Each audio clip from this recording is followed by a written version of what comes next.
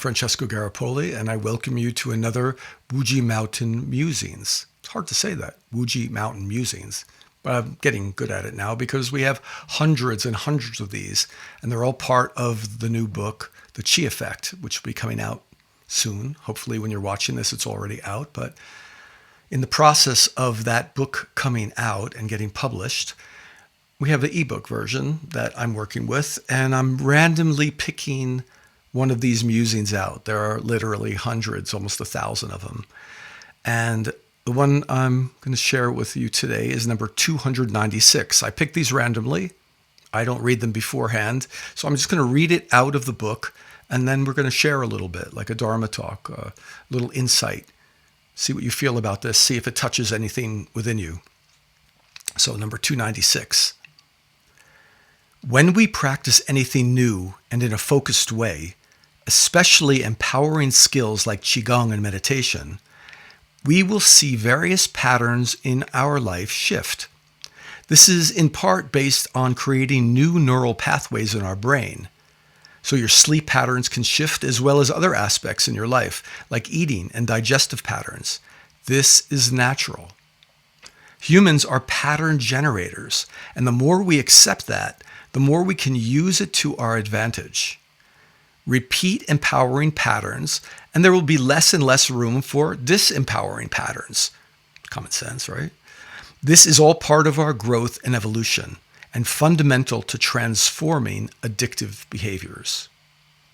Now, the first thing you're probably going to think of is, I don't have any addictive behaviors. Not me. Guess what? It may not look like drugs. It may not look like cigarettes or alcohol. But I will promise within a 5-minute conversation, we will find out your addictive behaviors. And this is because learning new things is usually supplanted by the habitual patterns that we have ingrained in those neural pathways. Those are literally gray matter pathways inside our brain. And what happens is we get used to that.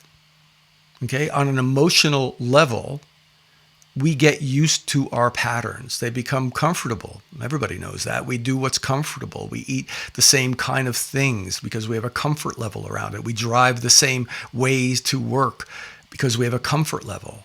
Our intellectual mind might say, well, it's the best way, or it's the most efficient way. Our survival mind might say, well, it's the way that best suits me and the world around me. This is how those two minds work.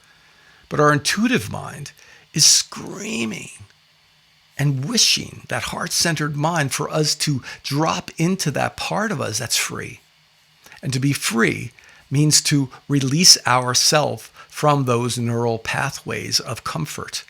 Because when we do the same thing over and over again, we tend to face our problems, situations, and healing the same way we did that created the problems and the situations that need to be healed.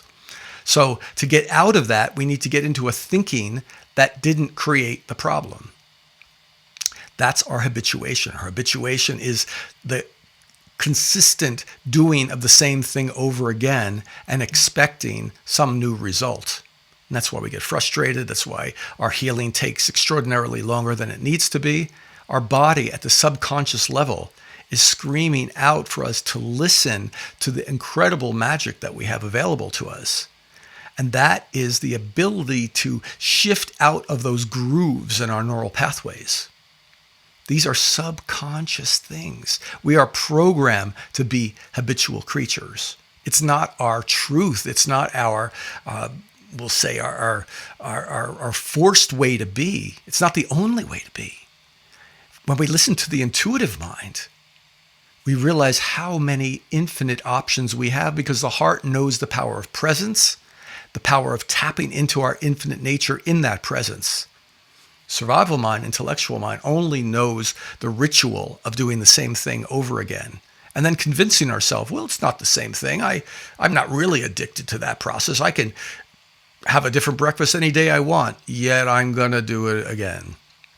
I am free to respond to my relationship any way I want, yet I will respond to that yelling or that love or that X over and over the same exact way. Okay, so we are addictive. And until you can admit that and understand that it's actually something to your benefit, you can use it to your growth potential if you understand it. If you don't understand it, you'll never recognize your tools. If you don't know the difference between a hammer and a screwdriver, you won't know what tool to use when it's time. If you understand the power of your habitual nature, you can use that to your advantage. And you can say, how could that be? Well, you supplant the weak epigenetic vibrations that keep you in that low vibe, fear-based, anger-based mentality, the comfort level of staying in that little narrow bandwidth. And you use your intuitive mind to say, I am tapped into an infinite resource. We'll call it Qi. I'm tapped into this life force energy that when I am in alignment with it, I can activate it on the physical, biochemical level and experience healing.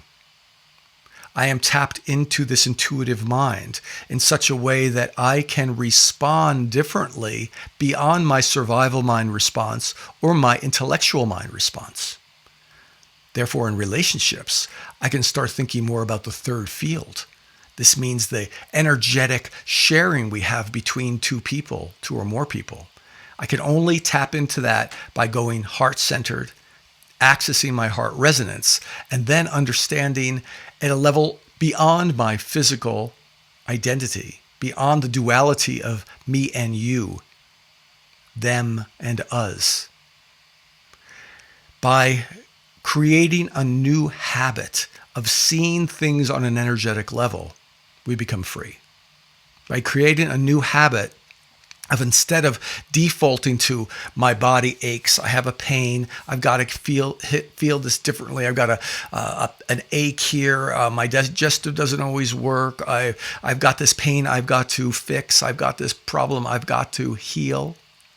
All that languaging, okay? That languaging locks us into the vibration of the problem.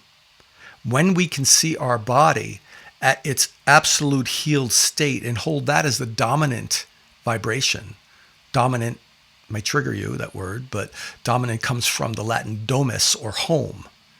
What's your home? Do you want your home to be the vibration of the problem?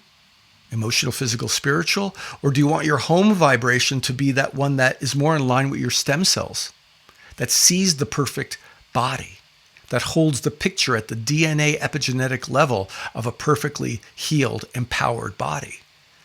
So you can do that with your intentions by setting up an intention for a new habituation that says, every time I get an ache or a pain, anything that happens with my body, instead of describing it as the problem, I will describe that dominant vibration of my healed self.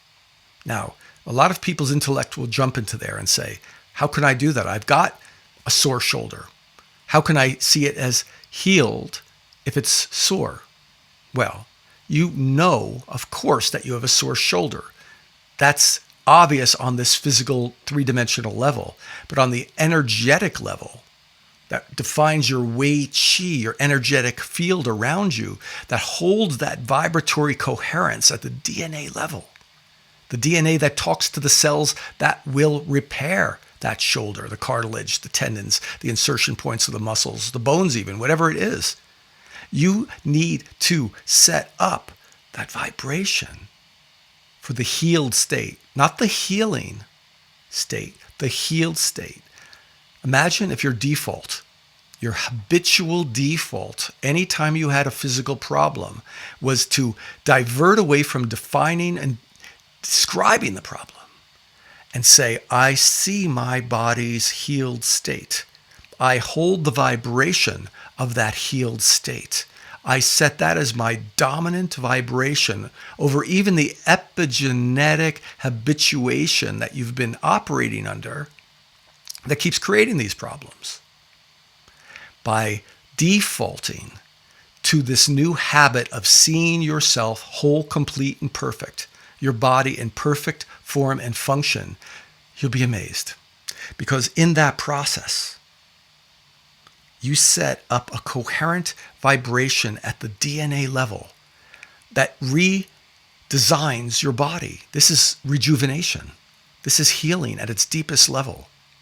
Where you place your focus, you set that vibration. Have a habit of saying bad things about yourself. Have a habit of describing your problems. Guess what the vibration's doing? Guess what that energy, that amazing, beautiful gift of an energy field you have is doing?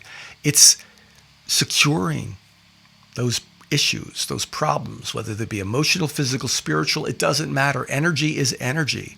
Our body is a vibratory energy field. It looks physical because at this level of granularity, we can only see it as physical. But on an energetic level, it's always listening to subtle energy shifts. And when you can change your habituation, when you can use those neural pathways to your benefit and see your body as the default in a healed state, when you can feel your resonance at the DNA level that carries your body's healed state in it, then you realize, wow, I really am in that healed state. Whatever is being expressed at any level of dis-ease or illness is simply a messaging, something. Could be anything from a toxin to the way you hurt your body. That doesn't matter anymore. You want to see your body healed. You choose to see your body healed and hold that vibration and understand how that vibration runs into every molecule in your body, because atoms are at the core of molecules. Molecules are at the core of cells. And guess the majority of atoms that you have in your body are formed into the molecules called water. People say 70%. Science is showing that 95% of the molecules in your body are actually H2O water molecules. They are dynamic crystalline structures that respond to vibratory energy. So set your habit, your new habit, at a very high bar and feel that healed state of yourself. And use your habituation, your natural ability as a human to be a pattern generator, yet set those patterns high and beautiful in heart resonance for your healing and transformation. Peace.